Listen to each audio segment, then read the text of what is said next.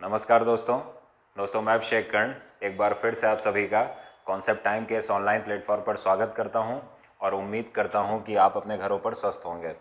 दोस्तों आज टॉप 5 में हम 5 बड़ी खबरें डिस्कस करेंगे और वो 5 खबरें ना केवल एग्ज़ाम से संबंधित हैं या एग्ज़ाम से रिलेटेड हैं या बहुत ज़्यादा इम्पॉर्टेंट है, बल्कि आपके लिए, अगर आप भारत के नागरिक हो तो आपके लिए जानना भी बहुत ज़रूरी है कि दुनिया में कौन सी बड़ी घटनाएं घट रही हैं, साथ ही साथ भारत में क्या समस्याएं हैं और उनका समाधान हम कैसे करेंगे। तो इस करंट का बहुत ज़्यादा इम्पैक्ट होगा आपकी समझ विकसित करने के लिए।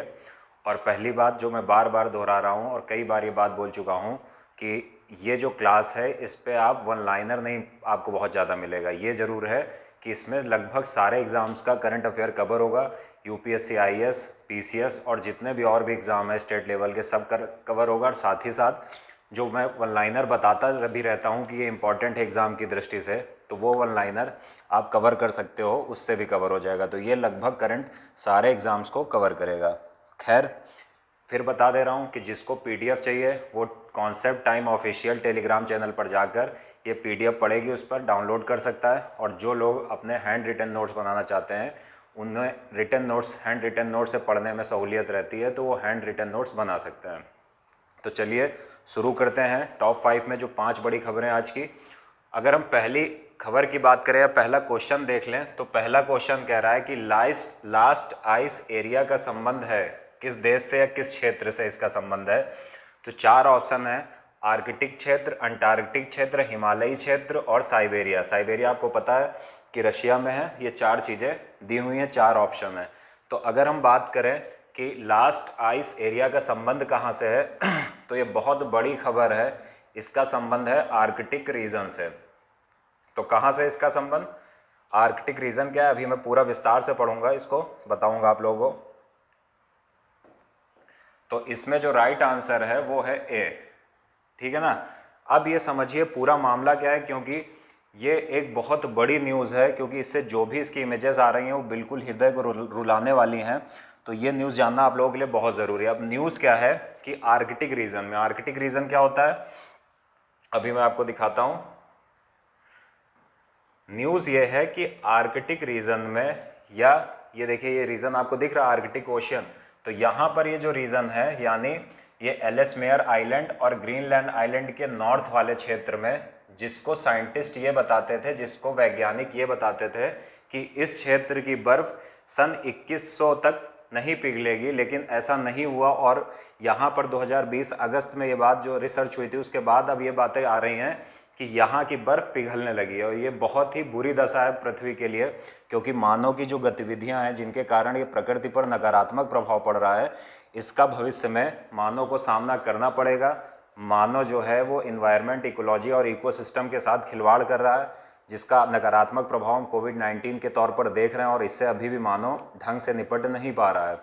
अब ये पूरा मामला क्या है इसको समझिए। दरअसल कनाडा के उत्तरी क्षेत्र में जो आइलैंड पड़ता है ग्रीनलैंड, जो कि दुनिया का सबसे बड़ा द्वीप भी लगभग कहा जाता है, इसके नॉर्थ में, नॉर्थ यानी इसके नॉर्थ में जो ये क्षेत्र है जिसको बोलते थे लास्ट आइस एरिया, इसका नाम लास्ट आइस एरिया इसीलिए रखा गया था कि ये एरिया ऐसा है जहाँ पर बर्फ़ है कि ये पिघलेगा नहीं। तो ये बात याद रखिएगा कि लास्ट आइस एरिया नाम इसीलिए रखा गया था क्योंकि रिसर्चर्स इस बात का दावा कर रहे थे कि पूरी दुनिया की बर्फ़ पिघल जाएगी, लेकिन ये जो लास्ट आइस एरिया है यहाँ की बर्फ़ नहीं पिघलेगी। तो ये बात का दावा किया जा रहा था और ये कहा गया था कि सन 2100 तक ऐसा बिल्कुल संभव नहीं है। लेकिन अभी जो इमेजेस आई हैं वो एकदम रुलाने वाली इमेजेस हैं। ये देखिए, आपको दिख रहा होगा कि यहाँ की बर्फ़ पिघल चुकी है। आप देख रहे हो कि पानी बीच में आपको दिख रहा है। और अब इस बर्फ़ पिघलने का जो सबसे नकारात्मक प्रभाव पड़ता है वो पड़ता है यहाँ के जीवों के ऊपर। ये आपको पोलर बियर दिख रहा है, ध्रुवी भालू दिख रहा है। इसके अलावा बर्फ़ में मांद बनाकर सील रहता है। वॉलरस नामक जीव एक है, वो भी बर्फ़ में रहता है। तो ये जो वहाँ के जीव हैं उनके लिए बहुत बड़ी समस्या है। और ये समस्या किसके द्वारा उत्पन्न हो रही? ये समस्या ग्लोबल वार्मिंग के तहत उत्पन्न हो रही है। और ग्लोबल वार्मिंग का सबसे बड़ा जो कारण है या कारक है वो मनुष्य है। अब ये पूरा मामला, ये देखिए, ये जो इंडियन एक्सप्रेस न्यूज़पेपर में ये इमेज आई थी और ये एकदम दिल दहलाने वाली इमेज है। इसमें आप देख रहे हो कि आर्कटिक क्षेत्र की बर्फ़ पिघल रही है और पोलर बियर जो है जिसका जीवन बर्फ़ पर आश्रित होता है, क्योंकि ये सील नामक जीव को खाता है इन्वायरमेंट के अंदर, इकोलॉजी के अंतर्गत। और सील नामक जो जीव होता है वो बर्फ़ में मांद बनाकर रहता है। तो ये जो पोलर बियर है ये बर्फ़ को खोदकर उसकी मांद में जाकर या मांद में हाथ डालकर उस जीव को निकालता है और उसको खाता है। लेकिन जो अभी ग्लोबल वार्मिंग के कारण बर्फ़ पिघल गई है और बहुत कम मात्रा में बर्फ़ बची है वहाँ पर, इसके कारण क्या हुआ है कि ये जो पोलर बियर है, ध्रुवीय भालू है, ये देखिए एक ऊंचा टीला बर्फ़ का दिख रहा है, उसी के ऊपर जाकर बैठ गया है।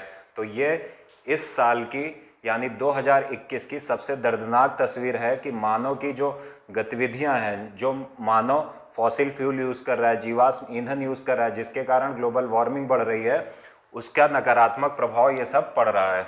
अब सबसे बड़ा जो जब इस टाइप का कोई इन्वायरमेंट का मुद्दा डिस्कस होता है तो जो सबसे बड़ा क्वेश्चन ये आता है कि आखिर इसका नकारात्मक प्रभाव है क्या। क्योंकि बहुत लोग ये पूछते हैं कि अगर बर्फ़ पिघल रही है तो बर्फ़ का तो काम है पिघलना, तो वो क्यों पिघल रही, इस बात की। तो सबसे बड़ा जो पहले इसकी बात ये होगी कि इस बर्फ़ पिघलने का कारण क्या है, और फिर हम देखेंगे कि इसका भविष्य में नकारात्मक प्रभाव क्या पड़ेगा, दोनों बातों को देखेंगे। तो कारण की बात करें हम, तो कारण का इसका जो एकमात्र कारण है, और दुनिया में जितनी घटनाएं घट रही हैं, चाहे वो कि अभी आपने मैंने 1-2 दिन पहले डिस्कस किया था हीट डोम के बारे में कि कनाडा में हीट डोम बन गया है, बहुत ज़्यादा उष्मा आ गई है। इसी तरह कई और घटनाएं हम देख रहे हैं। कनाडा का टेम्परेचर मैं पीछे क्लास में बता चुका हूँ कि सामान्यतः 14 से 19 या मैक्सिमम मैं कह दूँ 19 डिग्री सेल्सियस रहता था, लेकिन अभी पहली बार ऐसा हुआ है कि कनाडा का टेम्परेचर 50 पहुँच गया है और वहाँ के लोग इससे बहुत बुरी तरीके से प्रभावित कर रहे हैं।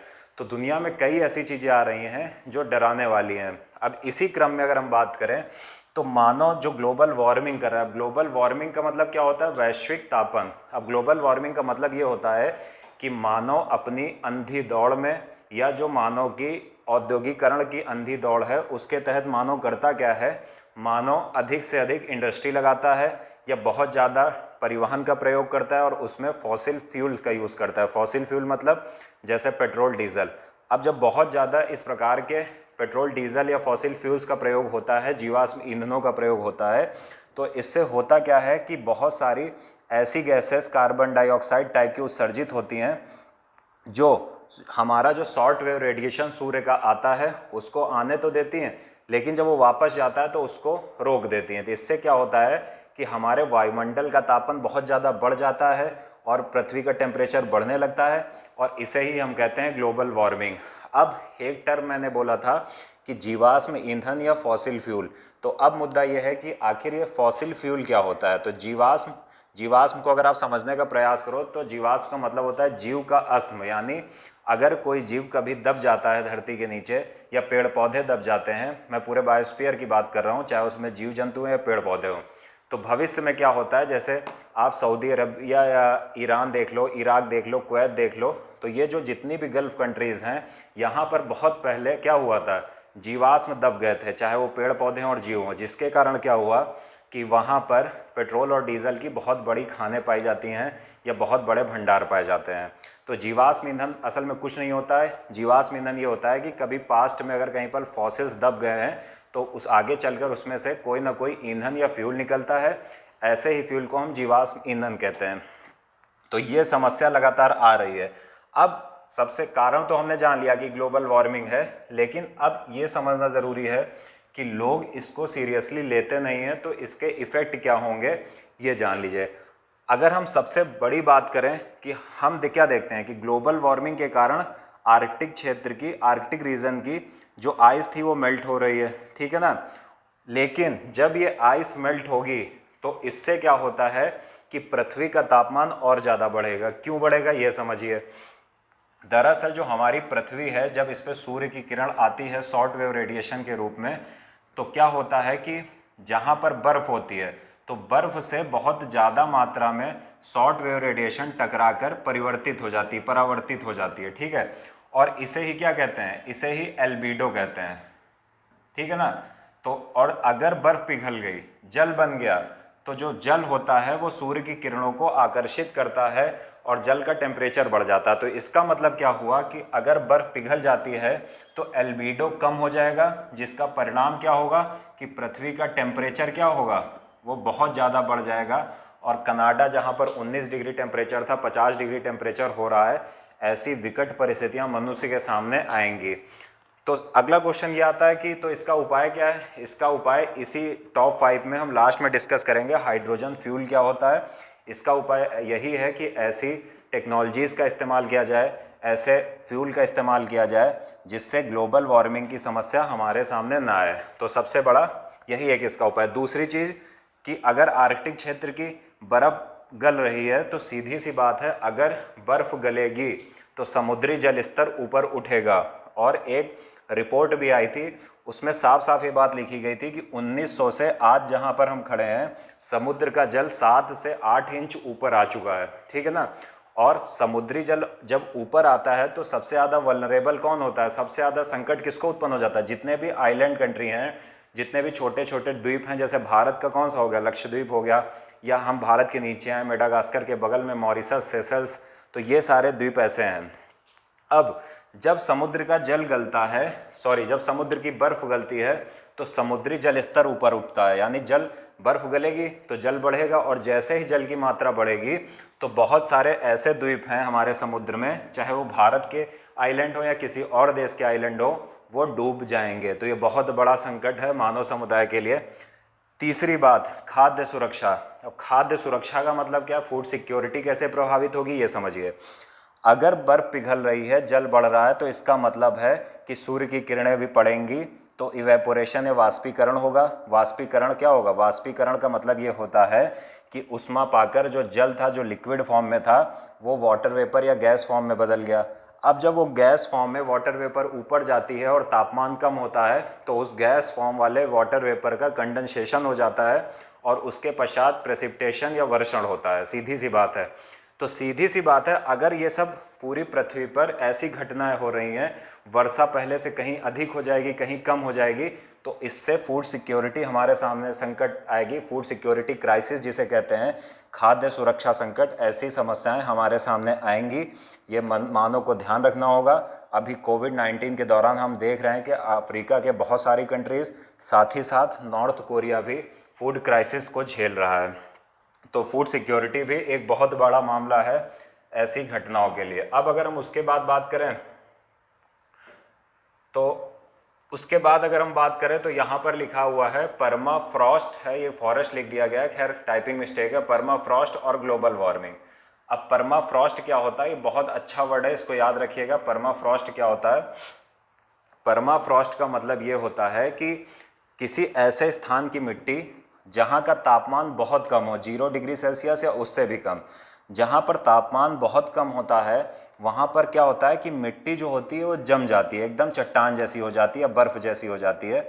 तो उसे ही क्या बोलते हैं, उसे ही परमाफ्रॉस्ट बोलते हैं। अब इस मिट्टी में बहुत सारी गैसेज होती हैं, जैसे मीथेन, CH4, इसी तरह कार्बन डाइऑक्साइड और कई सारी गैसों को ये परमाफ्रॉस्ट जो होता है ये अपने अंदर भर के रखता है या अपने अंदर संजोए रखता है। अब क्या होगा कि अगर तापमान बढ़ेगा या बर्फ पिघलेगी तो जो परमाफ्रॉस्ट है क्या होगा, वो पिघलेगा, परमाफ्रॉस्ट पिघलेगा। और अगर परमाफ्रॉस्ट पिघला तो मीथेन या कार्बन डाइऑक्साइड जैसी जो गैसें हैं उनका जो कंपोजिशन है वो हमारे वायुमंडल में बढ़ेगा, जिससे अंततः फिर क्या समस्या आएगी, ग्लोबल वार्मिंग की समस्या आएगी। और अगर उसके बाद का हम इफेक्ट देखें तो हम देखते हैं कि जो बायोडाइवर्सिटी का खतरा मानव समुदाय के समक्ष है वो बहुत बड़े खतरे के रूप में सामने आएगा। कैसे, इसको समझिए। मैंने बताया कि जो आर्कटिक रीजन है या ध्रुवीय क्षेत्र है, पोलर रीजन है, जहाँ पर बर्फीले क्षेत्र हैं, वहाँ पर उसी प्रकार के जीव रहते हैं, जैसे पोलर बियर, सील या वॉलरस। तो ऐसा क्या होगा कि जिन जीवों का जीवन जो है वो बर्फ पर आश्रित है, जैसे फिर बोल रहा हूँ वॉलरस के बाद पोलर बियर, तो ये सब अगर बर्फ पर आश्रित हैं और बर्फ ही ख़त्म हो जाएगी तो क्या होगा, ये जीव भी पृथ्वी से समाप्त हो जाएंगे। और आपको ये बात पता होगी कि कल ही मैंने वल्चर वाली कहानी सुनाई थी, केस स्टडी सुनाई थी कि कैसे हमारे समाज से, हमारी दुनिया से गिद्ध विलुप्त हो गए और उसके गिद्ध की सिर्फ विलुप्ति के कारण बहुत सारी बीमारियां फैली, चाहे वो रेबीज़ रही हो या कई और प्रकार की बीमारियां रही हो। तो ये सारी चीज़ें हमको पता है कि हमारा जो इन्वायरमेंट है, जो हमारी इकोलॉजी है और जो हमारा इकोसिस्टम है वो एक व्यवस्था के तहत जुड़ा हुआ है, फूड चेन के माध्यम से जुड़ा हुआ है, फूड वेब के माध्यम से जुड़ा हुआ है। तो अगर ऐसी जैव विविधता का ह्रास होता है तो इसका मतलब है कि वो जो प्रकृति ने एक खाद्य श्रृंखला और खाद्य जाल बनाया है वो प्रभावित होगा, और इससे अंततः कौन प्रभावित होगा? मानव प्रभावित होगा। तो ये बात याद रखनी है। विस्तार से हमने पढ़ लिया इसको। ये पहला जो हमारी टॉप 5 में फर्स्ट न्यूज़ थी वो कंप्लीट हुई। आप लोगों से एक विनती है कि कृपया सेशन को शेयर करते रहें, कम से कम कुछ नहीं तो अपने रोज़ 5 दोस्तों को जब आप वीडियो देखते हैं तो इसको शेयर कर दिया करिए, ताकि थोड़ा सा हमें भी ऊर्जा मिले, और अगर कोई और भी आपके दोस्त हैं इस वीडियो को देखें तो उन्हें भी इसका फ़ायदा मिले। खैर, अब हम देखेंगे जो टॉप 5 की आज न्यूज़ 2 है कि अमेरिका और तालिबान प्रतिनिधियों के बीच वार्ता हुई। तो क्वेश्चन आता है कि अमेरिका और तालिबान प्रतिनिधियों के बीच वार्ता जो अभी हाल ही में हुई है और जिसके तहत अमेरिका अफगानिस्तान छोड़ रहा है, ये वार्ता कहाँ पर हुई है? ये वार्ता हुई है दोहा में। तो ये पूरा मामला क्या है? अमेरिका अफगानिस्तान में कर क्या रहा है? अमेरिका ने अफगानिस्तान कैसे जीता? पूरा विस्तार से पढ़ेंगे। कुछ 10 सेकंड का समय दीजिए, मैं पानी पी लेता हूँ।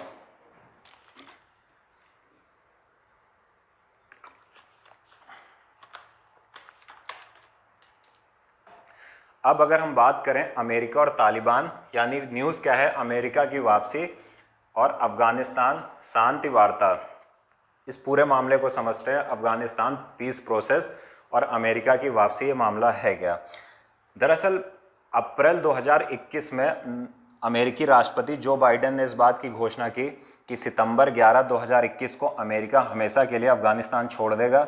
और अमेरिका छोड़ने का मतलब यही हुआ कि अमेरिका अब जो मुख्य रूप से टैकल करना चाह रहा है वो चाइना को टैकल करना चाह रहा है। इसलिए अमेरिका अफगानिस्तान की तुलना में इंडो पैसिफिक ओशियन में अधिक ध्यान देने का प्रयास करेगा। इंडो पैसिफिक ओशियन में आपको पता है कि इस टाइम चाइना बहुत तेज़ी से प्रसार कर रहा है, और जो भी बड़ी शक्तियां हैं, चाहे वेस्टर्न कंट्रीज़ हो, इंडिया हो या अमेरिका है, ये चाह रहे हैं कि चाइना को ढंग से काउंटर किया जाए। और इसलिए शायद जो अफगानिस्तान अमेरिका छोड़ रहा है उसका मुख्य कारण यही है कि इंडो पैसिफिक रीजन में, इंडो पैसिफिक ओशियन में टैकल किया जाए चाइना की साम्राज्यवादी नीतियों को, पहली चीज़। अब ये जो पूरी स्टोरी है अमेरिका और अफगानिस्तान की, ये क्यों हुआ, क्या हुआ, इसको विस्तार से समझेंगे। जो मैं पढ़ाऊँगा उसके कुछ पार्ट यहाँ पर लिखे भी हुए हैं, लेकिन जो मैं बोलूँ उस पर ज़्यादा ध्यान करिएगा। देखिए, इसको समझने से पहले मुझे थोड़ा पहले से स्टार्ट करना पड़ेगा, तब आपको अच्छे से समझ में आएगा। तो अगर मैं इस कहानी को पहले से स्टार्ट करूं तो हमको पता है कि 1979 में एक कोल्ड वॉर चल रहा था। आपको पता है कि सेकेंड वर्ल्ड वॉर के बाद अमेरिका और रूस में, जिसे हम पहले सोवियत संघ के नाम से जानते थे, 1991 के पहले वाले सोवियत संघ, उनके बीच एक प्रकार का शीत युद्ध चलता था। शीत युद्ध का मतलब क्या हुआ? शीत युद्ध का मतलब ये होता है कि शायद आपके किसी दोस्त से भी चलता हो कि आप लोग मिलते हो एकदम हंस के बोल के, लेकिन एक दूसरे को जड़ से मिटाना चाहते हो, तो उसी को बोलते हैं कोल्ड वॉर या शीत युद्ध। तो ये शीत युद्ध है क्या? और इसी में शीत युद्ध ऐसा ही युद्ध था जिसमें दोनों देश, अमेरिका चाहता था कि ये जो साम्यवाद का प्रसार है, चूँकि आपको पता है कि पूर्व सोवियत संघ जो था एक साम्यवादी देश था, तो अमेरिका सोवियत के विस्तार को साम्यवादी विस्तार के रूप में देखता था। इसलिए ये कोल्ड वॉर कई बार ऐसे मौके पर पहुंच गया या ऐसे स्थान पर पहुंच गया जहां पर लगा कि शायद अब थर्ड वॉर मतलब थर्ड वॉर होगा, लेकिन ऐसा कभी हुआ नहीं। बहुत क्यूबा में एक ऐसा संकट हुआ था कि जब रशिया ने अमेरिका की तरफ मिसाइल तैनात कर दी थी, लेकिन अमेरिका ने फिर रशिया को धमकी दी कि मिसाइल हटाओ, नहीं फिर युद्ध के लिए तैयार हो। तो अंततः वो जो सबसे करीब आ गए थे लड़ने के लिए, वहाँ से भी रशिया ने अपनी मिसाइल हटा ली थी और थर्ड वर्ल्ड वॉर बच गया था। अब हम बात करेंगे कि अफ़गानिस्तान की पूरी स्टोरी क्या है। तो हमको इसके लिए जाना पड़ेगा 1979 में, कोल्ड वॉर के दौर में। होता क्या है कि 1979 में यूएसएसआर यानी सोवियत संघ अफ़गानिस्तान पर आक्रमण कर लेता है और अफ़गानिस्तान में घुस जाता है, कब्जा कर लेता है। ये बात यूनाइटेड स्टेट ऑफ अमेरिका या हम कहें कि यूएसए को पसंद नहीं आती है, और वो क्या करता है कि उसका वो एक ये अपना कर्तव्य समझ लेता है कि किसी भी प्रकार से अफ़गानिस्तान से हमें सोवियत संघ को निकालना है। अब अमेरिका क्या करता है? अमेरिका यहाँ पर पाकिस्तान की मदद लेता है। आपको पता है कि पाकिस्तान की शुरुआत से ऐसी हालत रही है कि पाकिस्तान के हाथ में शुरुआत में भी कटोरा था और आज़ादी के इतने साल बाद भी कटोरा है। तो पाकिस्तान को अमेरिका ने मोहरा बनाया और पाकिस्तान को पैसा दिया। चाहे वो कार्टर रहे हों अमेरिका के राष्ट्रपति या रीगन रहे हों, दोनों लोगों ने बड़ी मात्रा में पाकिस्तान को पैसा दिया। पाकिस्तान से कहा कि आप किसी भी तरह ये जो यूएसएसआर की आर्मी अफगानिस्तान में बैठी है इसको किसी भी तरीके से आप निकालो। अब पाकिस्तान क्या करता है कि पाकिस्तान जैसे अभी भारत के खिलाफ प्रॉक्सी वॉर लड़ रहा है कि आतंकवादियों को भेजता है, वैसे ही पाकिस्तान ने अमेरिका के द्वारा जो उसको पैसा दिया गया था उस पैसे के उपयोग करके एक अब वहाँ पर गुट था, कहाँ पर, अफगानिस्तान में, अफगान मुजाहिदीन, वो गुट को पैसा दिया। किसने? अमेरिका ने जो पैसा पाकिस्तान को दिया था, पाकिस्तान ने वही पैसा अफगान मुजाहिदीन को दिया और कहा कि आप यूएसएसआर के खिलाफ प्रॉक्सी वॉर छेड़ दो। अब हुआ क्या कि अफगान मुजाहिदीन ने यूएसएसआर या सोवियत संघ की सेना को इतना ज़्यादा परेशान कर लिया कि उस युद्ध में अंततः सोवियत संघ ने 10 साल बाद 1989 में अफगानिस्तान को छोड़ दिया। जब सोवियत संघ ने अफगानिस्तान को छोड़ा तो उसमें फिर हुआ क्या कि चूंकि अमेरिका द्वारा दिए गए पैसे को पाकिस्तान अफगान मुजाहिदीन को उपलब्ध कराता था, तो जब सोवियत संघ छोड़ कर गया अफगानिस्तान तो अमेरिका ने भी अफगानिस्तान पर ध्यान नहीं दिया, जिसका परिणाम ये हुआ कि अफगानिस्तान में मुजाहिदीन, ये जो आतंकवादी संगठन जिसको बाद में घोषित कर दिया गया, बहुत सारे इस पर ब्लेम भी लगते हैं, इन्होंने वैक्यूम देखकर अपनी सत्ता स्थापित कर ली अफगान मुजाहिदीन ने। जब अफगान मुजाहिदीन ने सत्ता स्थापित की तो इस अफगान मुजाहिदीन जो गुट था, जिसको पाकिस्तान हथियार और धन उपलब्ध करा रहा था सोवियत रूस को हराने के लिए, अगर हम इस गुट की बात करें तो ये कुछ नहीं था, ये बहुत सारे ग्रुप्स का एक गुट था। यानी ये सिर्फ एक उद्देश्य के तहत आए थे कि हमें किसी भी तरीके से अफगानिस्तान से सोवियत रूस को बाहर निकालना है। और जब सोवियत रूस चला गया अफगानिस्तान से तो जो ये लोग थे अफगान मुजाहिदीन, इन्होंने क्या किया, वहाँ पर अपनी सत्ता स्थापित कर ली। अफगान मुजाहिदीन ने अपनी सत्ता स्थापित कर ली और धीरे धीरे अजीब टाइप की कंडीशन उत्पन्न हो गई अफगानिस्तान में, जिसका मुख्य कारण ये था कि मैं बार बार बोल रहा हूँ कि अफगान मुजाहिदीन एक प्रकार का समझौता था, कई सारे ग्रुप्स ने एक गुट बना लिया था, इसलिए उनमें इतना मतलब अलगाव की भावना थी कि वो सरकार जो इन्होंने बनाई थी, जबरन ये शासन चला रहे थे, वो ढंग से चल नहीं पाया। अब ये धीरे धीरे टूट फूट की प्रक्रिया अफगान मुजाहिदीन में शुरू हुई और एक नया ग्रुप वहाँ पर सामने आया, एक नए संगठन का जन्म हुआ जिसे हम जानते हैं तालिबान, जिसका प्रमुख था मुल्ला उमर। ठीक है ना, तालिबान यहीं से पहली बार सामने आया था। और तालिबान के सामने आने के बाद 1988 में ही अलकायदा सामने आया था, और अलकायदा आपको पता है कि जिसका प्रमुख ओसामा बिन लादेन था।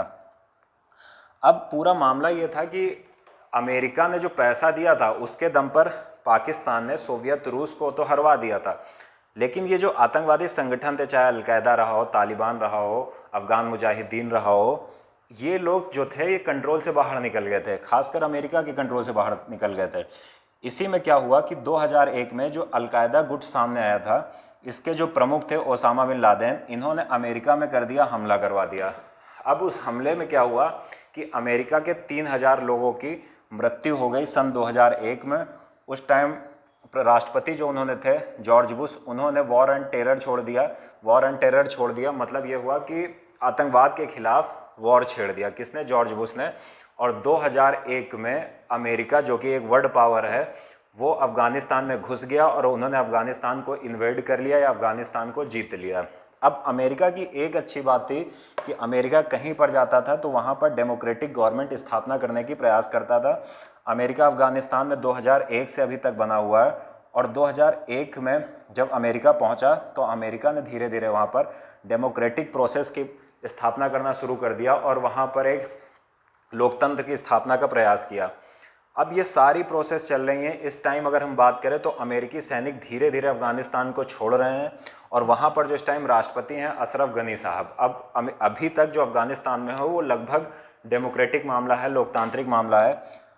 अब ये सारी बातें चल रही थी, लेकिन अमेरिका के जो भी नीति निर्माता थे, पॉलिसी मेकर्स थे, उनके दिमाग में ये बात आई कि अब शायद अमेरिका को अफगानिस्तान छोड़ देना पड़ेगा। और अमेरिका के कई लोगों ने ये बोला भी, अफगानिस्तान में मतलब कोई अब कुछ रह नहीं गया और कब तक रहेंगे, ये कभी नहीं ख़त्म होगा जो भी यहाँ पर विवाद चल रहा है। तो अमेरिका ने ये तय कर लिया कि अफगानिस्तान उन्हें छोड़ना है। अब अमेरिका में जब अफगानिस्तान छोड़ने के मूड में आ गया तो जो सबसे बड़ी समस्या ये थी कि अफगानिस्तान में पावर शेयर कैसे किया जाए, क्योंकि एक तो अशरफ गनी लेड अफगान गवर्नमेंट है जो कि डेमोक्रेटिक गवर्नमेंट है, और दूसरी तालिबान है, तालिबान जिसको आतंकवादी संगठन भी बोला जाता है। अमेरिका ने क्या किया, अमेरिका ने तालिबान से बातचीत करने का प्रयास किया, और यहाँ पर तालिबान ने पहले मना किया, लेकिन अमेरिका ने पाकिस्तान के द्वारा तालिबान से बात करने का प्रयास किया और पाकिस्तान ने अपना एक कार्ड खेला। पाकिस्तान के भी मतलब पाकिस्तान के पास उस समय तालिबान का एक प्रमुख व्यक्ति था जिसे मुल्ला बरादर बोलते हैं, और पाकिस्तान ने तालिबान को इस बात की मतलब बाध्य करवाया मुल्ला बरादर का कार्ड खेलकर कि आप अमेरिका के साथ बैठो और बात करो। अब समस्या क्या हुई कि जो तालिबान था शुरुआत में वो इस बात पर राजी नहीं था कि वो जो अफ़गान डेमोक्रेटिक गवर्नमेंट है अशरफ गनी के नेतृत्व में, वो उसके साथ किसी प्रकार का समझौता करने को तैयार हैं। लेकिन बाद में दोहा समझौते का एक वार्ता चली और धीरे धीरे ये तय हो गया कि अमेरिका अफ़गानिस्तान कैसे छोड़ेगा। अब अमेरिका अफ़गानिस्तान से निकल रहा है, शायद अमेरिका निकल रहा है, लेकिन अमेरिका ने अफ़गानिस्तान में वैसी व्यवस्था नहीं की जैसी उसे करनी चाहिए थी। क्यों?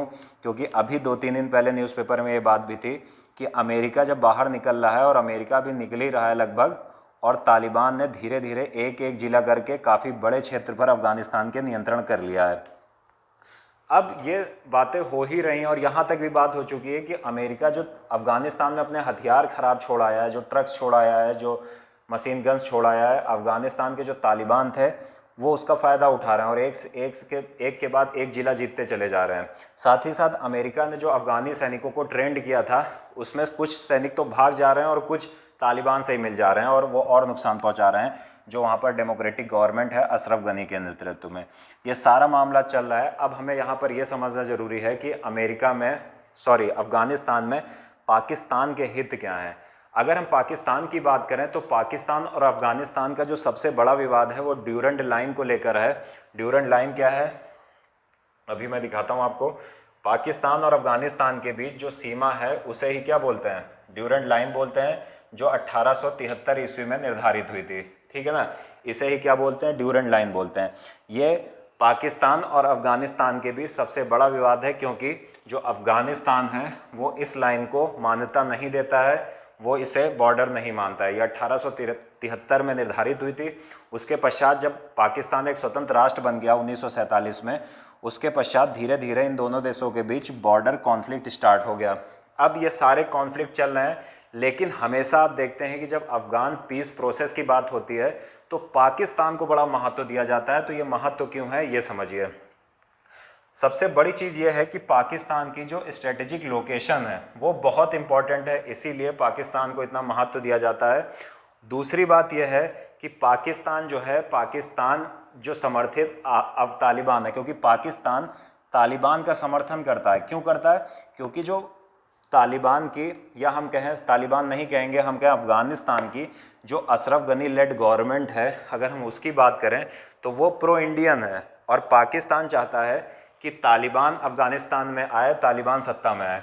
लेकिन पाकिस्तान की सबसे बड़ी समस्या यही है कि तालिबान ड्यूरेंट लाइन को मान्यता नहीं देता है। इस लाइन को जो है तालिबान मान्यता नहीं देता है।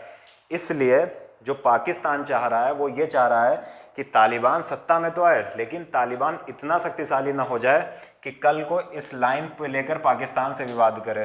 दूसरी बात, अब पाकिस्तान चाह रहा है कि अफ़गानिस्तान में शांति स्थापित हो जाए, पीस स्थापित हो जाए। इसका सबसे बड़ा कारण ये है कि ये जो तालिबान गुट था जिसका समर्थन पाकिस्तान ने किया था, अब एक पाकिस्तानी तालिबान का जन्म हो चुका है। तो तालिबान दो हैं, एक अफ़गानी तालिबान, एक पाकिस्तानी तालिबान। और जो पाकिस्तानी तालिबान है वो क्या कर रहा है कि पाकिस्तान में ही हमले करने शुरू कर दिया। आपने देखा होगा 1-2 साल पहले एक स्कूल में हमला हुआ था जिसमें बच्चे मारे गए थे। तो अब पाकिस्तान खुद चाहता है कि पीस हो जाए और तालिबान वाला मामला किसी तरह सुलझाया जाए ताकि पाकिस्तानी जो हमले हो रहे हैं पाकिस्तान में वो भी कम हो। ठीक है ना, तो ये सारी बातें पाकिस्तान को स्ट्रेटेजिक यहाँ पर महत्व प्रदान करती। इसी तरह ये जो वखान कॉरिडोर है अफ़गानिस्तान का छोटा सा पार्ट, पाकिस्तान का इसके लिए इसका बड़ा महत्व है। क्यों महत्व है? पाकिस्तान की हमेशा ये पॉलिसी रही है कि कभी अगर भारत से युद्ध हुआ और हम हारने लगे तो हम यहाँ पर जा सकते हैं और यहाँ से फिर से हम पलटवार कर सकते हैं। तो ये वखान कॉरिडोर का भी एक बड़ा महत्व है पाकिस्तान की पॉलिसी में।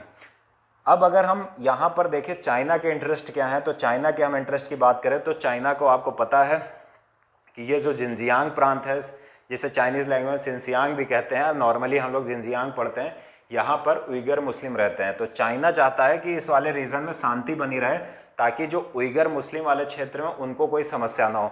उसके अलावा अगर हम देखें तो चाइना का जो बेल्ट एंड रोड इनिशिएटिव है, जिसके तहत वो अपने व्यापार को बढ़ाना चाहता है, इंफ्रास्ट्रक्चर प्रोजेक्ट्स को डेवलप करके वो चाहता है कि अगर अफगानिस्तान ये सारे मामले सॉल्व हो जाएंगे तालिबान वाले, तो यहाँ से एक क्या होगा, यहाँ से एक बेल्ट एंड रोड इनिशिएटिव वाला इंफ्रास्ट्रक्चर डेवलप होगा। तो ये कुछ चाइना के इंटरेस्ट हैं।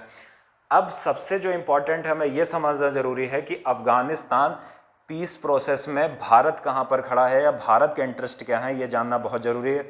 अगर हम भारत की बात करें तो भारत ने कभी भी तालिबान का सपोर्ट नहीं किया है। पहली चीज़ याद रखिएगा, क्यों नहीं किया, इसका कारण है कि भारत ने कभी किसी आतंकवादी संगठन जो है उसका सपोर्ट नहीं किया है। दूसरी बात है कि जो तालिबान है वो पाकिस्तान में जो हमले होते हैं या पाकिस्तान में जो जिहादी अटैक होते हैं या जिहादी जो बॉम्बर आते हैं वो उसका समर्थन करता है। यानी तालिबान जो है वो कश्मीर को भारत का हिस्सा नहीं मानता है। और तालिबान जब सत्ता में आता है तो अफ़गानिस्तान में तालिबान जब सत्ता में आता है तो कश्मीर में इंस्टेबिलिटी बढ़ती है, और इसलिए भारत चाहता है कि तालिबान सत्ता में न। नॉर्मली भारत की पॉलिसी यही रहती थी। तो भारत के लिए तालिबान से बात करना यह भी बड़ी समस्या है। अब एक बात याद रखिएगा कि जो भारत है, पहले जब कभी अफगानिस्तान पर बात होती थी तो भारत को इतना इंपॉर्टेंस नहीं दिया जाता था, लेकिन इस बार आप देखिए कि अमेरिका ने खुद कहा कि जब अफगानिस्तान पीस प्रोसेस पर चर्चा होगी तो भारत का होना ज़रूरी है। क्यों? क्योंकि भारत जो है, पहली बात तो यहाँ की जो डेमोक्रेटिक गवर्नमेंट अशरफ गनी के नेतृत्व वाली थी उसको सपोर्ट करता है। दूसरी चीज़, अफगानिस्तान में भारत ने अफगानिस्तानी पार्लियामेंट को डेवलप किया है, भारत ठीक ठाक इंफ्रास्ट्रक्चर डेवलप कर रहा है। इसके अलावा अफगानिस्तान में सलमा डैम भारत बना रहा है, उसके अलावा जेरांज हाईवे बना रहा है, डेलाराम जेरांज हाईवे भारत बना रहा है।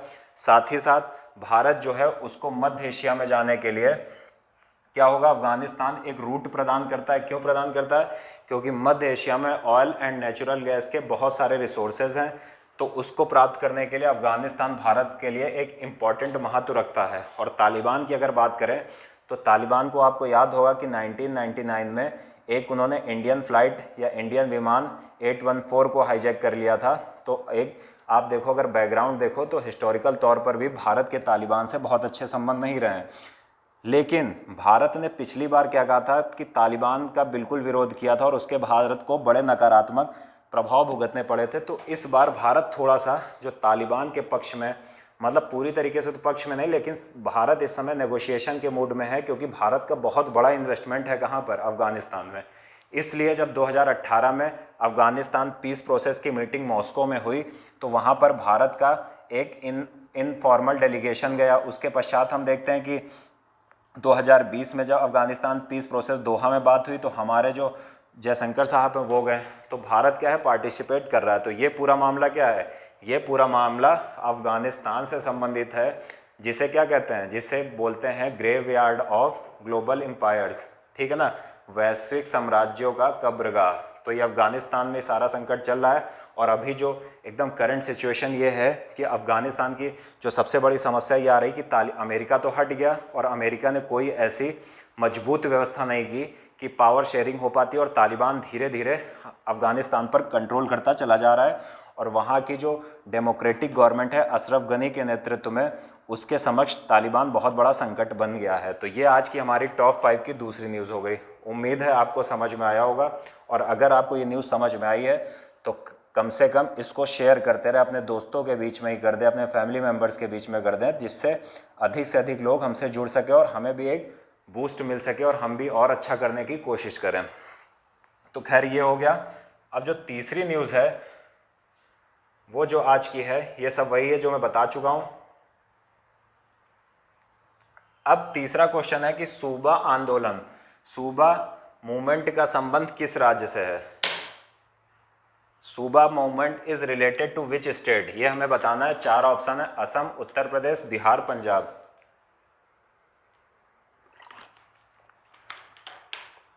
तो हमें क्या देखना है कि सूबा मूवमेंट का संबंध किस राज्य से है? तो इसका संबंध जो है वो है पंजाब राज्य से, याद रखिएगा। तो हमें क्या पढ़ना है, पंजाब सूबा मूवमेंट और पंजाब सूबा आंदोलन क्या है ये समझना है। इसके लिए हमें 1947 में जाना पड़ेगा। तो ये हम समझेंगे, विस्तार से समझेंगे, बाकी सब लिखा हुआ है, बाकी मैं आपको स्टोरी फ्लो में एकदम बताऊंगा, आप समझिएगा। दरअसल अगर हम पंजाब सूबा मूवमेंट की बात करें तो भारत आज़ाद हुआ 1947 में और 1954-55 में पंजाब में क्या हुआ कि एक भाषाई आधार पर राज्य बनाने की मांग उठने लगी और कहा गया कि जो पंजाबी भाषी लोग हैं उनको लेकर एक राज्य बनाया जाए। पहले आपको पता होगा कि पहले पंजाब हरियाणा एक में थे और अभी जो हिमाचल प्रदेश का क्षेत्र है, कुछ क्षेत्र है, वो भी पंजाब में शामिल था।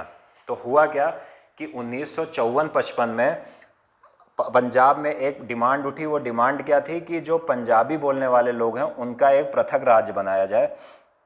और ये आंदोलन धीरे धीरे बढ़ता गया, ठीक है ना। और इसी आंदोलन में लोगों ने नारे लगाए कि पंजाब सूबा जय हो, इस टाइप के नारे लगे, ठीक है। लेकिन वहीं पर पंजाब में ही एक गुट ऐसा भी था जो इस मांग का विरोध कर रहा था और वो लोग महापंजाब की बात कर रहे थे, यानी वो कह रहे थे कि पंजाब को बड़ा ही रखना उचित है और वो इनका विरोध कर रहे थे।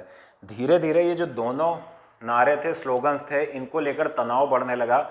तो वहाँ के जो डिस्ट्रिक्ट कलेक्टर थे उन्होंने क्या किया 1955 में, उन्होंने क्या किया कि इन दोनों जो स्लोगन्स थे इन पर बैन लगा दिया और धारा 144 लगा दी। धारा 144 के तहत इन दोनों नारों पर बैन लगा दिया। अब जब बैन लगा दिया तो आपको पता है कि जो शिरोमणि अकाली दल था, जो अभी भी है, प्रकाश सिंह बादल जी वाला, उन्हीं के नेतृत्व में पूरा आंदोलन चल रहा था। पंजाब सूबा में मूवमेंट जो था वो शिरोमणि अकाली दल, जिसे सैड भी बोलते हैं, इनके नेतृत्व में चल रहा था।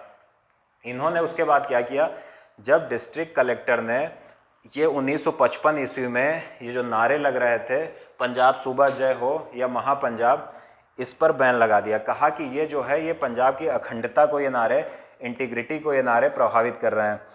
अब उसके बाद क्या हुआ, जब उस पर बैन लगा तो वहाँ पर क्या हुआ कि जो शिरोमणि अकाली दल था, इन्होंने एक प्रोटेस्ट किया। इन्होंने कहा कि ये हमारे फ्रीडम ऑफ एक्सप्रेशन है, कॉन्स्टिट्यूशनल जो हमारे इमोशंस है, भावनाएं हैं, ये उनका हनन है। संविधान ने जो हमें अधिकार प्रदान किए हैं ये उसका उल्लंघन है, ठीक है ना। ये सारी बातें पंजाब में चल रही थी। अब इस बात को याद रखना है कि सब कुछ चल रहा था उसी समय 1955 में ही दिल्ली में एक कन्वेंशन हुआ और दिल्ली में उस कन्वेंशन में बहुत बड़े बड़े लीडर उपस्थित हुए, जिसमें वो कम्युनिस्ट पार्टी के लीडर भी थे जो बहुत ही फेमस लीडर और बहुत अच्छा बोलते थे, हरकिशन सिंह सुरजीत जी, वो भी थे, वो कम्युनिस्ट थे। तो ये सारा जो दिल्ली कन्वेंशन जो हुआ 1955 में दिल्ली में आयोजित किया गया, सारे लीडरों को बुला के कि क्या इसका समाधान है। वहाँ पर भी इस बात की निंदा की गई कि जो डिस्ट्रिक्ट कलेक्टर ने जो ये बैन लगाया है ये गलत है, ठीक है ना। उसके बाद क्या हुआ कि धीरे धीरे ये आंदोलन बढ़ने लगा। अब क्या हुआ कि कुछ लोग ऐसे थे इस आंदोलन के, कुछ ऐसे जैसे शिरोमणि अकाली दल के कुछ लोग थे, वो धीरे धीरे अमृतसर गोल्डन टेम्पल में उपस्थित होने लगे। अकाल तख्त जो कि एक प्रमुख तख्त माना जाता है, मतलब एक सीट मानी जाती है किसी भी गुरुद्वारे में, तो अकाल तख्त में क्या हुआ कि ये लोग जाने लगे, ठीक है। अब वहाँ पर क्या हुआ कि अकाल तख्त में बहुत ज़्यादा भीड़ बढ़ने लगी और भीड़ बढ़ने लगी, इसका फिर क्या मतलब हुआ, और पुलिस ने उस समय एक तारा सिंह जी लीडर थे इस पूरे मूवमेंट के, तो उनको गिरफ्तार कर लिया। साथ ही साथ बहुत सारे अकाली दल के जो डिमांड कर रहे थे कि पंजाबी बोलने वाले लोगों का एक राज्य बनाया जाए, तो उनको भी गिरफ्तार कर लिया गया। अब इसका धीरे धीरे नकारात्मक प्रभाव ये हुआ कि धीरे धीरे ये मामला और तूल पकड़ता गया और उसके पश्चात क्या हुआ कि लोग इससे जुड़ते चले गए और ये बहुत बड़ा मूवमेंट बन गया। और मूवमेंट के बाद इसमें क्या हुआ, गोल्डन टेम्पल के अंदर बहुत ज़्यादा भीड़ एकत्रित होने लगी।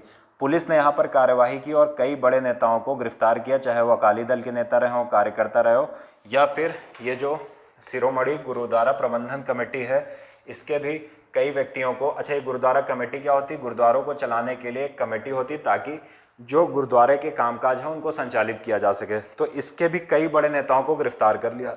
ये जो भी ये मामला था इतना ज़्यादा इसने जोर पकड़ा कि आपको पता है कि धीरे धीरे फिर क्या हुआ, जब यहाँ पर पंजाब में बहुत अव्यवस्था उत्पन्न होने लगी तो फिर क्या हुआ, वहाँ के जो मुख्यमंत्री थे भीमसेन जी, उनको अंततः ये जो स्लोगन पर, कौन सा स्लोगन, पंजाब सूबा जय हो और क्या महापंजाब, ये दोनों, पंजाब सूबा अमर रहे या पंजाब सूबा जय हो या महापंजाब, ये दोनों नारों पर जो बैन लगा रखा था, स्लोगन्स पर जो बैन लगा रखा था, उसको हटाना पड़ा, ठीक है ना। साथ ही साथ जो पंजाब के मुख्यमंत्री थे उनको माफ़ी भी मांगनी पड़ी। और यही जो मूवमेंट है ये इतिहास में एक महत्वपूर्ण स्थान रखता है। यूपीएससी पेपर फर्स्ट से इसको जोड़कर देखा जा सकता है। तो ये बहुत इंपॉर्टेंट है, हिस्ट्री का टॉपिक है और क्वेश्चन बनने की बहुत उम्मीद है कि सूबा आंदोलन किससे संबंधित है, याद रखिएगा ये पंजाब से संबंधित है। इंपॉर्टेंट क्वेश्चन है, आ सकता है और अभी चर्चा में है। क्यों है? क्योंकि इन्होंने कहा है, किसने? शिरोमणि गुरुद्वारा प्रबंधन कमेटी जो है, इन्होंने क्या किया ये समझिए। ये जो शिरोमणि गुरुद्वारा प्रबंधन कमेटी है, इन्होंने कहा कि हम क्या करेंगे, हम सेलिब्रेट करेंगे किसको, एक मिनट,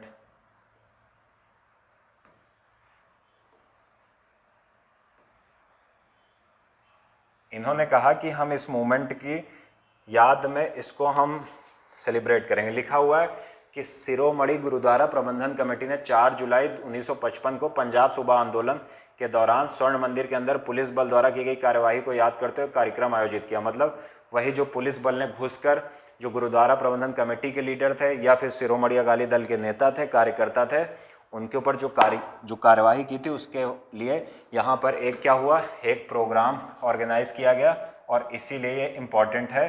क्वेश्चन बहुत इंपॉर्टेंट है, न्यूज़पेपर में छाया हुआ था, तो याद रखिएगा, इससे क्वेश्चन बनने की बहुत ज़्यादा उम्मीद है। अब हमने ये सब पढ़ लिया है, ये सब जो लिखा हुआ है ये मैं सब बता चुका हूँ।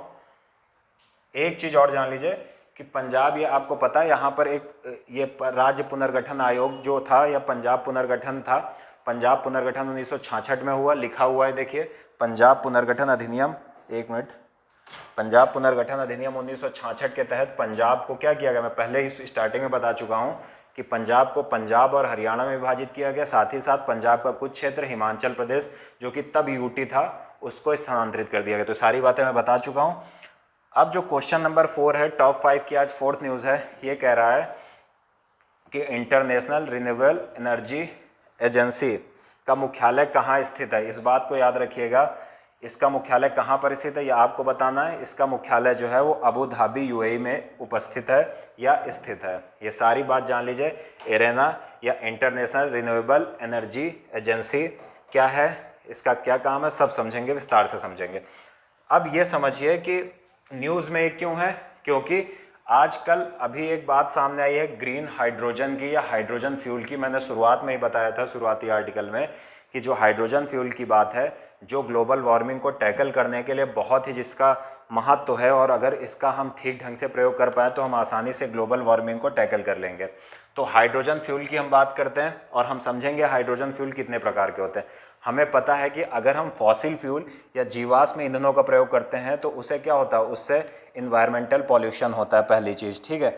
और उस इन्वायरमेंटल पॉल्यूशन के नतीजे हमने देख लिए कि जो लास्ट आइस थी वो भी पिघल गई है, तो ये सारी समस्याएं सामने आती हैं। इसका जो एक विकल्प है जो जिसे फ्यूचर फ्यूल भी बोलते हैं वो है हाइड्रोजन फ्यूल। अब हाइड्रोजन फ्यूल क्या होता है ये समझिए। आपको पता है कि हाइड्रोजन फ्यूल जो है वो प्रकृति में प्रचुर मात्रा में मिलती है, ठीक है। अब हाइड्रोजन फ्यूल को कैसे बनाया जाता है, कई तरीके से बनाया जाता है, सोलर एनर्जी, विंड एनर्जी, इस टाइप से, यूरेनियम से भी बनाया जाता है, बायोमास से भी बनाया जाता है, ये सारी चीज़ें हैं। इनसे क्या बनाया जाता है, इनसे हाइड्रोजन फ्यूल बनाया जाता है। अब अगर हम हाइड्रोजन फ्यूल की बात करें तो अगर हम हाइड्रोजन फ्यूल का प्रयोग करें तो हाइड्रोजन फ्यूल में होता क्या है कि अगर हम जल से हाइड्रोजन बनाते हैं तो जल से हाइड्रोजन कैसे बनेगा। अगर जल से हमें हाइड्रोजन बनाना है तो आपने इलेक्ट्रोलाइसिस पढ़ा होगा जिसके तहत हम H2 और O में इसको ब्रेक कर दें, ठीक है ना। तो यहाँ से हमें जल से क्या मिलेगा, हाइड्रोजन मिल जाएगा और इसे क्या बोलते हैं, इलेक्ट्रोलाइसिस बोलते हैं। पता होगा आपको, और नहीं पता है तो जान लीजिए। तो हाइड्रोजन एनर्जी और कुछ नहीं है, हाइड्रोजन फ्यूल और कुछ नहीं है, जल से भी प्राप्त किया जा सकता है। कैसे, अगर जल को हाइड्रोजन में तोड़ दिया जाए और उससे हाइड्रोजन प्राप्त कर लिया जाए तो उसी हाइड्रोजन का हम फ्यूल के रूप में प्रयोग करते हैं। और इसका महत्व क्या है, इसमें जो बाई प्रोडक्ट मिलता है, जैसे डीजल और पेट्रोल जब हम यूज़ करते हैं तो उसमें बाई प्रोडक्ट क्या मिलता है, उसमें बाई प्रोडक्ट मिलता है हमें क्या, बहुत सारी ऐसी गैसेस जो हमारे एनवायरनमेंट को बर्बाद कर रही हैं, जैसे कार्बन डाइऑक्साइड, सल्फर डाइऑक्साइड, इस टाइप की। लेकिन अगर हम हाइड्रोजन फ्यूल का यूज़ करें तो इसमें बाई प्रोडक्ट के रूप में हमें क्या मिलता है, बाई प्रोडक्ट के रूप में हमें मिलता है यहाँ पर या तो आपको जल मिलेगा या वाटर वेपर, जल का गैसी रूप जिसे बोल सकते हैं वो मिलेगा। हिंदी में वाटर वेपर को जलवाष्प बोलते हैं और इसको तो जल वाटर सब एक ही चीज़ है। तो क्या होगा, या तो बाई प्रोडक्ट के रूप में जल मिलेगा या फिर जलवाष्प या वाटर वेपर मिलेगी। और ये दोनों क्या होता है, दोनों हमारे वायुमंडल को या हमारी पृथ्वी को नकारात्मक रूप से प्रभावित नहीं करते हैं, पहली चीज़। तो बात आती है तो अभी तक हमने इसको यूज़ क्यों नहीं किया, तो सबसे बड़ी इसको जो समस्या थी कि हाइड्रोजन फ्यूल को कई ऐसी टेक्निकल प्रॉब्लम थी जिन्हें सॉल्व करना बहुत ज़रूरी था, और अभी हम देख रहे हैं कि वो सारी लगभग प्रॉब्लम सॉल्व हो चुकी है। और कई देशों में जैसे यूएस, ब्रिटेन और आप कह लो जर्मनी, आप कह लो साउथ कोरिया, ये सारे जो देश हैं, जापान हो गया, चाइना हो गया, यहाँ पर हाइड्रोजन फ्यूल से संबंधित बस और कारें चलने लगी हैं। और जापान ने स्वयं कहा था कि वो जो 2020 वाला ओलंपिक होगा वहाँ पर जो कार और बस चलेंगी वो सब किससे संचालित होंगी? हाइड्रोजन फ्यूल से। तो हाइड्रोजन फ्यूल के सामने जो सबसे बड़ी समस्या थी जो ये थी, जिसका कारण बहुत ज़्यादा लेट इसका विकास हुआ, कि उसको अगर हम फ्यूल के रूप में इस्तेमाल करें तो हम उसको कलेक्ट करने में हमारे लिए समस्याएं थी। और भी कई प्रकार की समस्याएं थी कि हाइड्रोजन के लीकेज की बहुत ज़्यादा चांसेस होते हैं। साथ ही साथ एक और समस्या थी कि हाइड्रोजन क्या होता है, बहुत ज़्यादा ज्वलनशील है, तो आग पकड़ने के बहुत ज़्यादा चांस रहते हैं। तो ये सारी कुछ समस्याएं थी जिनका समाधान इसे फ्यूल के रूप में इस्तेमाल करने से पहले किया जाना बहुत ज़रूरी था। इसलिए अगर हम ग्लोबल वार्मिंग के वर्तमान स्तर को देखें तो हमें लग रहा है कि हाइड्रोजन फ्यूल ने आते आते बहुत देर कर दी, क्योंकि इसमें जो कार्बन कंटेंट होता है बाई प्रोडक्ट के रूप में या तो मिलता नहीं है, बहुत कम मात्रा में मिलता है, तो इसे हम फ्यूचर फ्यूल कह सकते हैं, पहली चीज़। अब हाइड्रोजन जो फ्यूल प्राप्त किया जाता है वो सोर्स के आधार पर इसको हम कई भागों में डिवाइड कर सकते हैं। सबसे पहले जो आता है वो आता है ग्रीन हाइड्रोजन। और ग्रीन हाइड्रोजन कैसे होता है? जल का, अगर हम वाटर का इलेक्ट्रोलाइसिस कर दें, वाटर का इलेक्ट्रोलाइसिस कैसे होगा? हाइड्रोजन और क्या होगा? हाइड्रोजन, और अगर हम जल को तोड़ दें, इलेक्ट्रोलाइसिस कर दें, तो उससे क्या मिल जाएगा? हमें हाइड्रोजन फ्यूल मिल जाएगा।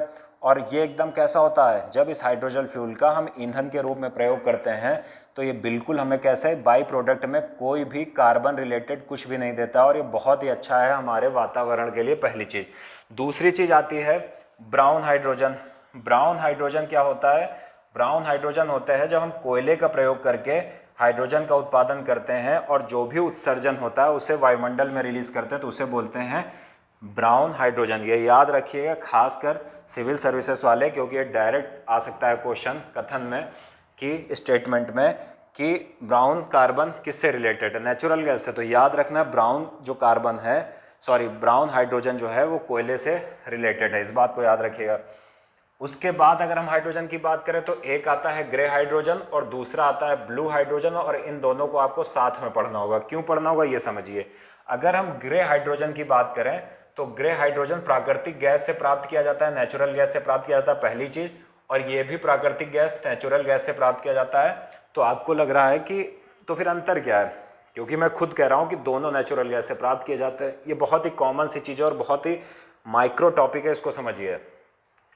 दरअसल ग्रे हाइड्रोजन में क्या होता है कि नेचुरल गैस से हाइड्रोजन तो उत्पन्न कर लेते हैं, लेकिन क्या होता है जो उत्सर्जन होता है, ठीक है, इसको वायुमंडल में रिलीज करते हैं, जिसके कारण वायुमंडल पर बहुत अल्प मात्रा में नकारात्मक प्रभाव पड़ता है, ठीक है।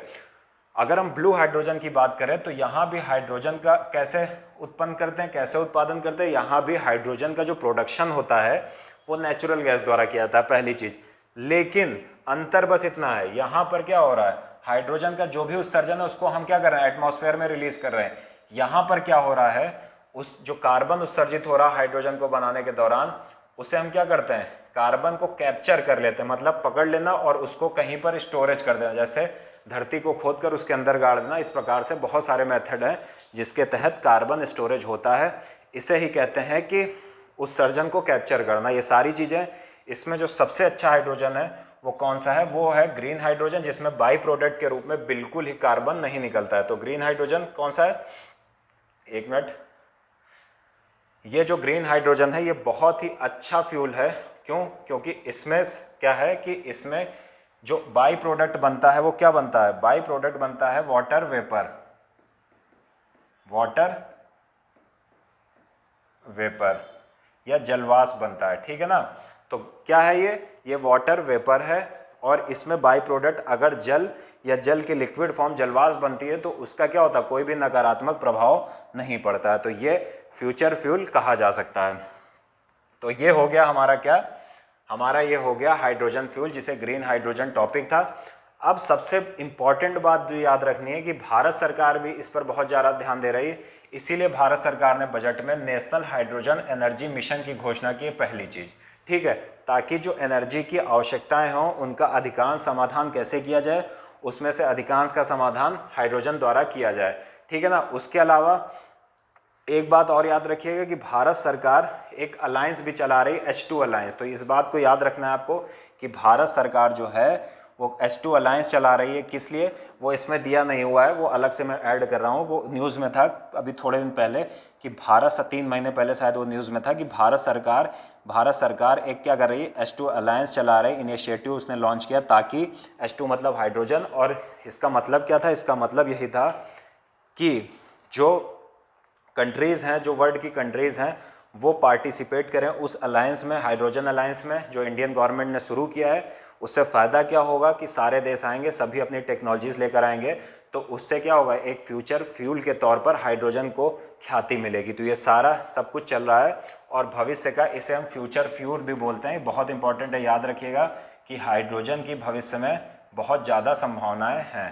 पहली चीज़, ये पूरा मामला हमने समझा, हाइड्रोजन फ्यूल क्या होता है। उम्मीद है आपको समझ में आया होगा। अब हमारी टॉप 5 की लास्ट न्यूज़ बची है कि भारत नेट परियोजना क्या है। बहुत इंपॉर्टेंट न्यूज़ है क्योंकि ये भारत में एक क्रांतिकारी काम कर रही है।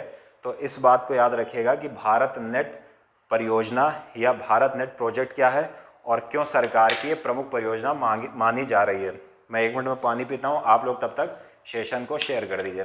कुछ लोग तो ऐसे होते हैं कि सेशन को शेयर करने में भी उनका ईगो हर्ट होता होगा, लेकिन कुछ बहुत अच्छे लोग इस वीडियो को देख रहे होंगे, उनसे मेरी यही गुजारिश है कि आप अपने दोस्तों को, अपनी फैमिली मेम्बर्स को और ऐसे लोग जो पढ़ना चाहते हो उनको ये वीडियो शेयर करिए, क्योंकि बहुत मैं डीप लेके जाता हूँ और एक पूरा बेसिक से बहुत एडवांस लेवल तक मैं जाता हूँ।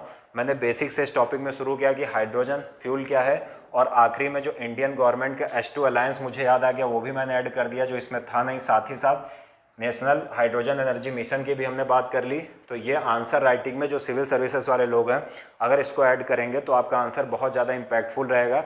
ये सारी चीज़ें इसीलिए पढ़ी जाती हैं, मेंस की दृष्टि से बहुत ज़्यादा इंपॉर्टेंट हैं।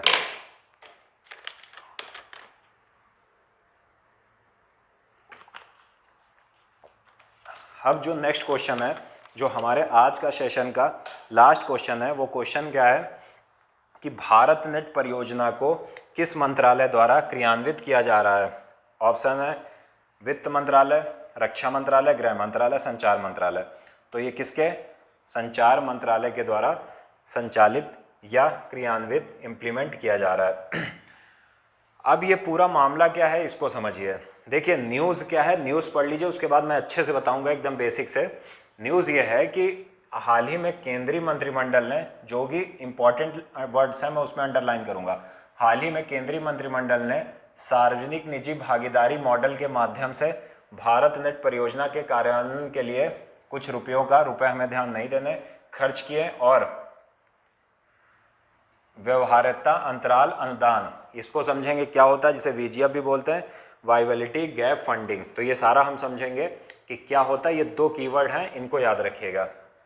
तो न्यूज़ जो है वो बहुत ज़्यादा इंपॉर्टेंट इसमें कुछ नहीं है। जो करंट में भी न्यूज़ है कि भारत सरकार ने इस प्रोजेक्ट में कुछ और पैसों का आवंटन किया है। किसके तहत, हमें इस जो इम्पॉर्टेंट इसमें समझना है वो PPP समझना है, पब्लिक प्राइवेट पार्टनरशिप, सार्वजनिक निजी भागीदारी मॉडल, साथ ही साथ वाइबिलिटी गैप फंडिंग समझना है, VGF जिसे हम बोलते हैं। तो ये दोनों चीज़ें हमें समझना है, वाइबिलिटी गैप फंडिंग और पब्लिक प्राइवेट पार्टनरशिप, ठीक है ना।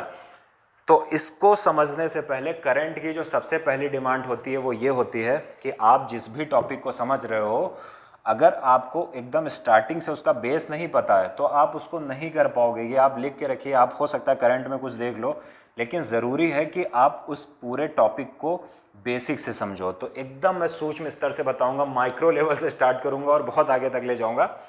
तो चलिए शुरू करते हैं। देखिए हुआ क्या कि 2011 का आपको सेंसस हुआ था, और उस सेंसस में, यानी सेंसस मतलब जनगणना, तो 2011 की जब जनगणना हुई तो उसमें एक बात सामने आई। बात क्या सामने थी, बहुत ही मतलब सोचने वाली बात थी। उस सेंसस में एक बात सामने आई कि जो शहरी लोग हैं, अर्बन लोग हैं, वो 60% अर्बन लोग क्या कर रहे हैं, इंटरनेट का प्रयोग कर रहे हैं। और ग्रामीण क्षेत्रों की बात करें, रूरल एरियाज़ की बात करें, तो वहाँ पर मात्र 17% लोग इंटरनेट का प्रयोग कर रहे थे। तो भारत सरकार ने 2011 में एक योजना शुरू की और उस योजना का क्या नाम था, नेशनल ऑप्टिकल फाइबर नेटवर्क यानी NOFN। कब? 2011 में। उस समय गवर्नमेंट किसकी थी? इस टाइम कांग्रेस की गवर्नमेंट थी और कांग्रेस की गवर्नमेंट ने 2011 में नेशनल ऑप्टिकल फाइबर नेटवर्क की शुरुआत की। 2015 में आपको पता है कि भारतीय जनता पार्टी सत्ता में आई और नई सरकार ने 2015 में इस नेशनल ऑप्टिकल फाइबर नेटवर्क का नाम बदल दिया और इसका नाम भारत नेट कर दिया। इस परियोजना का नाम क्या कर दिया? भारत नेट। ठीक है। अब ये जो 2011 में कांग्रेस सरकार द्वारा नेशनल ऑप्टिकल फाइबर नेटवर्क शुरू किया गया था, इसका उद्देश्य यही था कि ग्राम पंचायतों को ब्रॉडबैंड इंटरनेट कनेक्टिविटी प्रदान की जाए। आपको पता है कि गांव में इंटरनेट नहीं आता है, तो इसका उद्देश्य यही था कि ग्राम पंचायत को, भारत की जो ग्राम पंचायतें हैं उनको ब्रॉडबैंड कनेक्टिविटी प्रदान की जाए, इंटरनेट कनेक्टिविटी प्रदान की जाए, ताकि इससे फ़ायदा क्या होगा, ताकि वो ई शिक्षा प्राप्त कर सके, ई स्वास्थ्य की बात हो सके। ई शिक्षा मतलब कि इलेक्ट्रॉनिक माध्यम से शिक्षा, इंटरनेट के माध्यम से शिक्षा प्राप्त कर ले। इसी तरह ई स्वास्थ्य की, अगर ई स्वास्थ्य का मतलब ये होता है कि अगर आप ग्रामीण क्षेत्र में बैठे हो और आपके पास कोई अच्छा डॉक्टर नहीं है, तो आप अपने इंटरनेट के द्वारा, अब तो वीडियो कॉल का टाइम आ गया है कि उसके द्वारा आप इंटरनेट का प्रयोग करते शहर में बैठे हुए किसी डॉक्टर से क्या कर सकते हो, आप सलाह ले सकते हो। वही हो, क्या होगा, ई स्वास्थ्य हो गया, ई हेल्थ जिसे बोलते हैं, ई स्वास्थ्य बोलते हैं। इसी तरह ई शिक्षा है कि आप गांव में बैठकर क्या करते हो। अभी लॉकडाउन के टाइम पर ई शिक्षा का है, जो ई शिक्षा को काफ़ी ज़्यादा महत्व दिया जा रहा है। क्यों? क्योंकि आपको पता है कि स्कूल कॉलेज बंद हो गए हैं और जो स्कूल के टीचर्स हैं या प्रोफेसर्स हैं वो बैठकर घर से पढ़ा रहे हैं, और उस किस कारण संभव है? इंटरनेट के कारण। नहीं तो टीचर पढ़ा ही नहीं सकते थे। तो यही सब इसके फ़ायदे हैं। 2015 में शुरुआत में क्या कहा गया था, 2011 में नेशनल ऑप्टिकल फाइबर नेटवर्क के अंतर्गत कि हम जो है ग्राम पंचायतों को क्या करेंगे, ब्रॉडबैंड इंटरनेट कनेक्टिविटी के माध्यम से जोड़ेंगे, कनेक्टिविटी से जोड़ेंगे। क्यों? ताकि उनको इंटरनेट प्रदान किया जा सके, जिससे उनका विकास हो सके। ठीक है, वो सारी सुविधाओं का प्रयोग करें जो शहरी लोग करते हैं या फिर सामान्य लोग करते हैं। नॉर्मली जो सेंसस के आंकड़े थे कि 60% शहरी लोग इंटरनेट का प्रयोग कर रहे थे और मात्र 17% लोग किसका प्रयोग कर रहे थे, गाँव में इंटरनेट का प्रयोग कर रहे थे। अब जब भारतीय जनता पार्टी की सरकार आई तो इन्होंने नेशनल ऑप्टिकल फाइबर नेटवर्क का नाम बदलकर क्या कर दिया, भारत नेट कर दिया। और इन्होंने क्या कहा, मतलब कई बार, कई फेज़ में काम हुआ और इन्होंने कहा हम 2.5 लाख ग्राम पंचायतों को ब्रॉडबैंड इंटरनेट कनेक्टिविटी के माध्यम से जोड़ेंगे। ठीक है, और ये कनेक्टिविटी ब्रॉडबैंड की जो पहुंचाई जा रही थी वो ऑप्टिकल फाइबर के माध्यम से पहुंचाई जा रही थी। आपको पता है कि ऑप्टिकल फाइबर क्या होता है, ऑप्टिकल फाइबर में प्रकाश के माध्यम से इंटरनेट पहुंचाया जाता है, प्रकाश की गति का प्रयोग किया जाता है। अब यहाँ पर एक बात याद रखिएगा, ऑप्टिकल फाइबर आपको पता है कि पूर्ण आंतरिक परावर्तन के सिद्धांत पर काम करता है। और अगर हम ऑप्टिकल फाइबर की बात करें तो मैं इसके लिए एक बढ़िया सा चित्र भी लेके आया हूँ, डायग्राम भी लेकर आया हूँ। ये पिक आप देखिए, बहुत अच्छी है। देखिए ऑप्टिकल फाइबर क्या है ये समझिए। जो आप इंटरनेट चला रहे हो अपने फ़ोन में, दरअसल वो इसलिए संभव हो पाया है क्योंकि पूरी दुनिया ऑप्टिकल फाइबर के माध्यम से जुड़ी है। तो आप कहोगे कि ऑप्टिकल फाइबर हैं कहाँ, दिखते क्यों नहीं?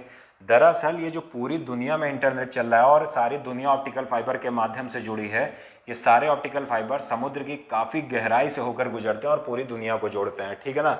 तो फिर बात आई तो भारत सरकार क्यों ऑप्टिकल फाइबर चला रही है जब पहले से पूरी दुनिया जुड़ी है? दरअसल ये जो ऑप्टिकल फाइबर नेटवर्क है दुनिया का, ये क्या करता है, ये कॉन्टिनेंट्स को तो जोड़ता है। भारत को देखिए, भारत भी जुड़ रहा है, लेकिन यहाँ से आगे नेटवर्क कैसे पहुँचा जाएगा, यानी देश के अंदर छोटे छोटे गाँव में नेटवर्क कैसे पहुँचा जाएगा। और इसी काम के लिए भारत नेट प्रोजेक्ट चलाया गया था या national optical fibre network project चलाया गया था। ठीक है ना?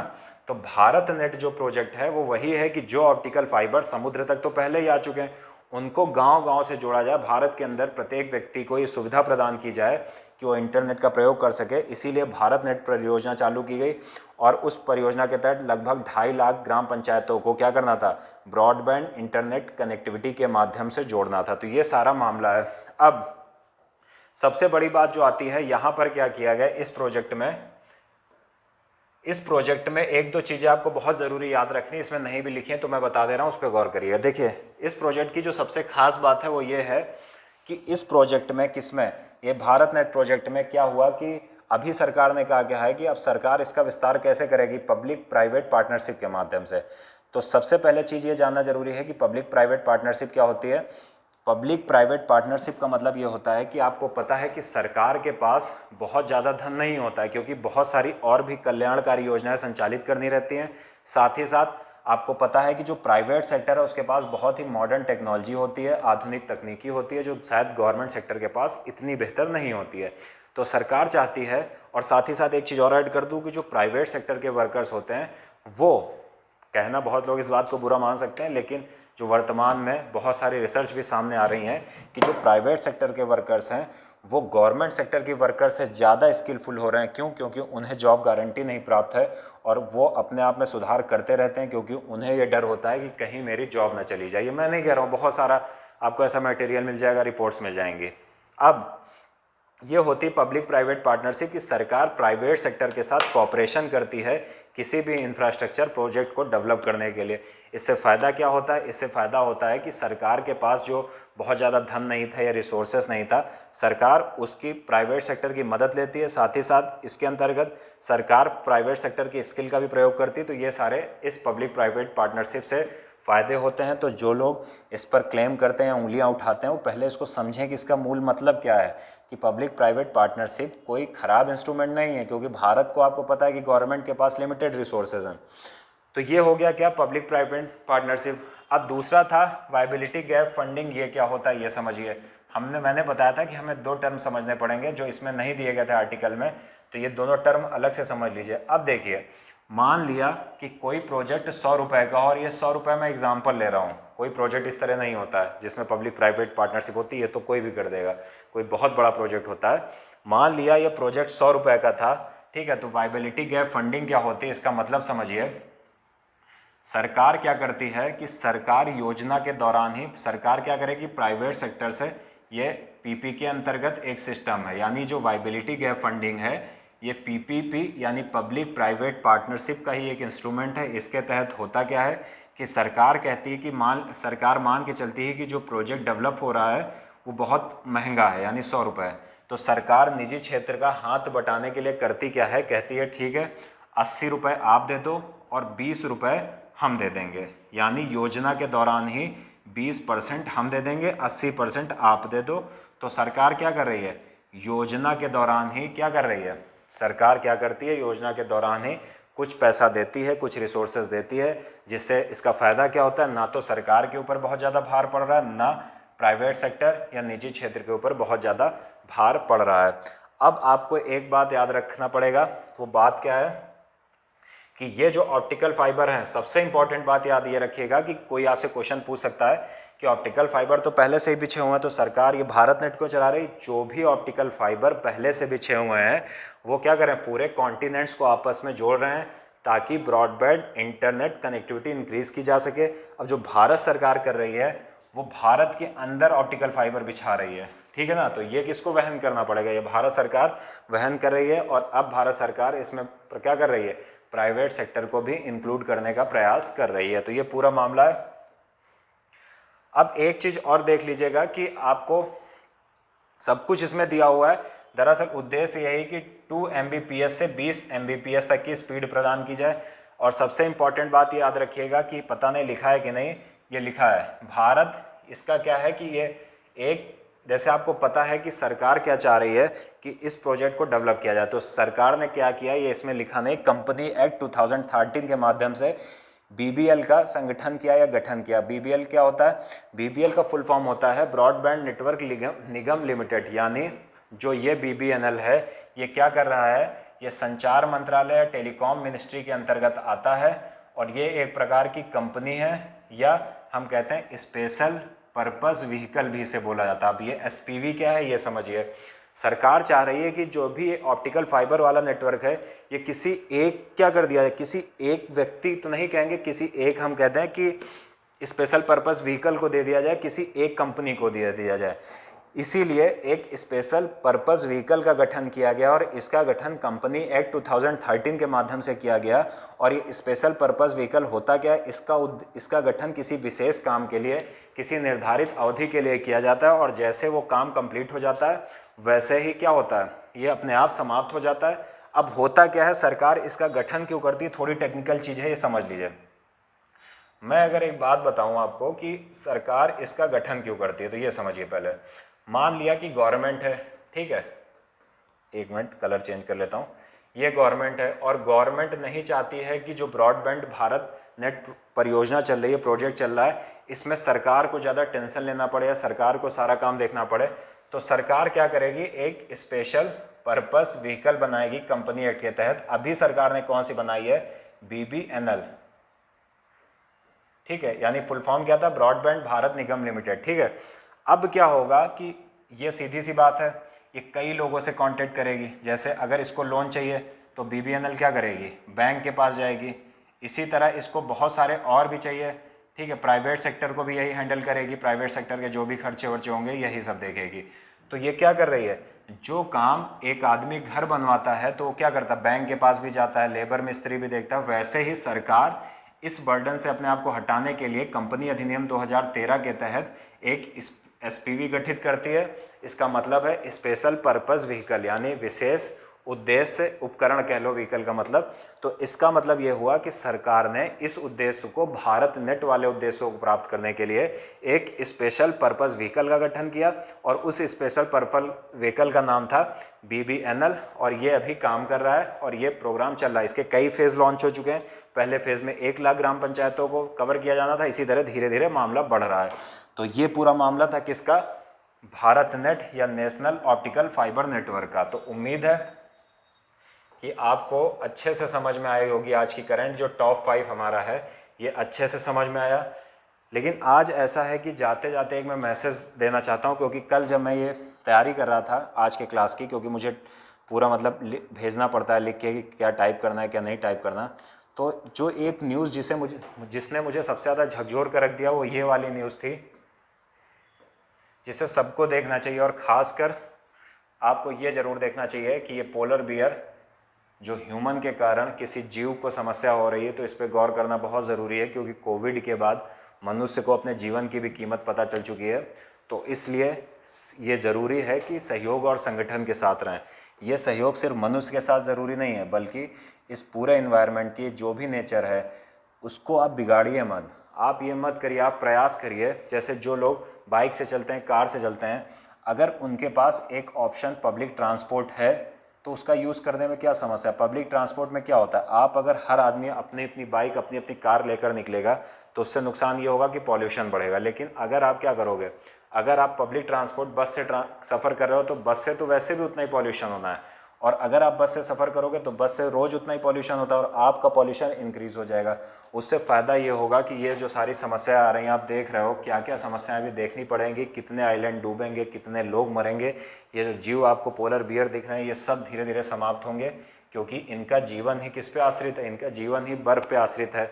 तो ये सारी चीज़ें गौर करनी पड़ेंगी, क्योंकि इन्वायरमेंट के साथ अगर खिलवाड़ करके हम डेवलपमेंट प्राप्त करते हैं तो कभी भी सस्टेनेबल नहीं हो सकता है। ये बात मुझे और आप सबको समझनी चाहिए। तो हम एक काम कर सकते हैं, जो मेरा भी मतलब ये उद्देश्य है, मैं ये करूँगा कि हर व्यक्ति जो इस वीडियो के एंड तक आता है वो एक काम करे कि हर संडे को एक पेड़ लगाए, और वही पेड़ अगर वो लगा रहा है तो जो भी अभी तक के हम सब के गुनाह थे उसमें मैं भी शामिल हूँ, उससे हम छुटकारा पा सकते हैं, उनसे मुक्ति प्राप्त कर सकते हैं, और हम आने वाली पीढ़ी को भी एक सुंदर वातावरण, एक खुशबूदार वातावरण प्रदान कर सकते हैं।